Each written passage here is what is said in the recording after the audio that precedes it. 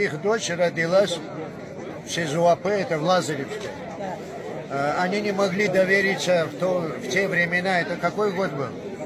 Как раз после ее рождения началась война. Война. Это 92-й, да? Она родилась в 89-й год в конце. В 89 году они обратились, что не доверяют. Грузины были в основном врачи. Деньги брали и могли умертвить в утробе, как бы это ни звучало. Такова была действительность того периода. Я вот знаю, что если, допустим, в Абхазии кто-то болеет, вы уезжаете в Тбилиси на лечение. Вот хочешь, я тебе скажу. Знаешь, вот этот, что это, знаешь, грязная политика, а те, которые выезжают отсюда, Да. те, которые у грузинов родственников имеют, вот эти наши абхазцы, а те, которые, знаешь, вот горы не видели, ничего хорошего, выезжают, да.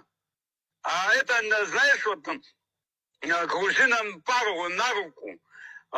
Они, мол, там бесплатно лечат и колят, бесплатные наркоманы. Вот это наркоманы тоже выезжали, что грузины кололи бесплатно, правильно? Но их оттуда приносили мертвыми, понимаешь, тоже, такое тоже бывает.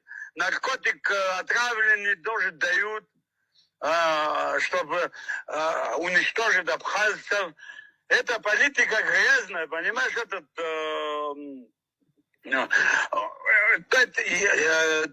согласен, да, есть те, которые выезжают, но у кого есть родственники в Грузии, у кого нечистые задницы, понимаешь, настоящий абхазец, тот, который свою родину любит, он никогда не выезжает.